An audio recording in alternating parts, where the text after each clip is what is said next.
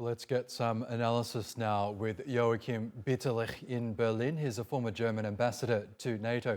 Welcome to the program, Ambassador. There's clearly a lot of concern among Eastern flank NATO members now that Yevgeny Prigozhin is in Belarus. Do you think NATO members should be rightly concerned about what might happen next? First, I think Jens Stoltenberg is totally right, telling it's too early to take any conclusions from this move. Let's wait for the next moments.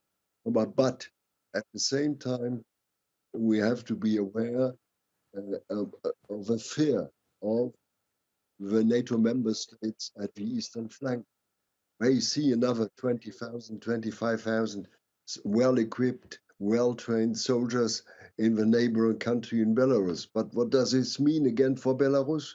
Is it stabilizing regime, or is it meaning at the end of the day a threat to the regime, that a country that Russia would like to integrate as smoothly as fast as possible?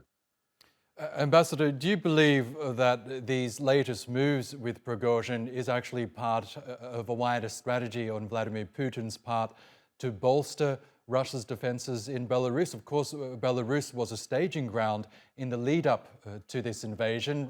Putin hosted many thousands of Russian troops in that country before he invaded Ukraine. Is this perhaps the latest part of Putin's strategy? It perhaps a strategy, but in what sense a strategy? I fear when I look at Belarus, that could mean a strategy in order to weaken Lukashenko's regime and to integrate Belarus much faster into the Russian Federation that certain people have been thinking. It's not, let's say, a real strategy in this sense, but this could be an explanation. But for me, it's too early, really, to have a definite opinion about this move.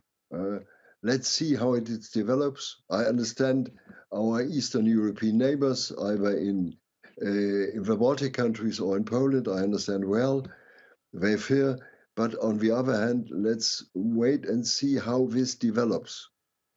We know all this comes ahead of a NATO summit in Lithuania in July. In your experience in the lead up to summits like these, will NATO representatives be meeting behind the scenes, having pre-gatherings to really help determine and shape the outcome of the summit? And how big of a priority right now are the latest developments in Belarus, do you think, in the lead up to this meeting?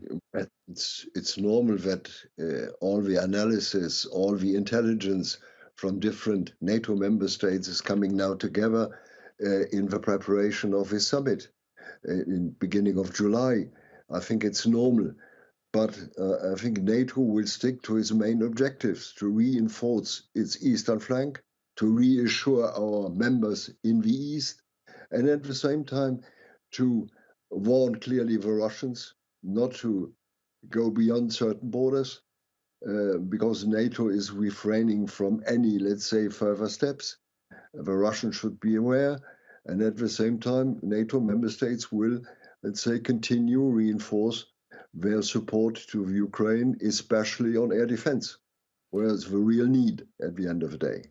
Yes, another significant issue in the lead up to this summit, of course, is the prospect of NATO's enlargement. We know Finland is the newest member now. Sweden is hoping to join the alliance as well. But of course, Turkey I hope very much. Yes, we know Ankara has its own concerns about Yes. Sweden's handling vis-à-vis its national security concerns and PKK terrorists in Sweden. Do you expect any sort of a resolution to happen at this summit, or will the issue be thrashed out in the lead up to it, in fact? I hope very much that this question will be resolved before the summit or latest during the summit, because I think Turkey, I understand quite well Turkey's feeling with regard to terrorism. But on the other hand, Turkey should be aware about the huge step Sweden has been doing let's say, due to the war in Ukraine.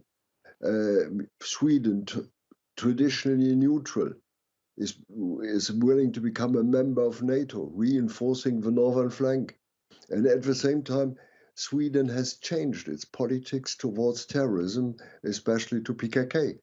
And therefore, I think Turkey should, Erdogan's government should recognize this real change on the Swedish side and give his final agreement, perhaps before the summit or at the summit. Okay. It would be an excellent step. Ambassador Joachim Bitterlic, we will have to leave it there, but thanks so much for sharing your analysis with us on TRT World. A pleasure as always.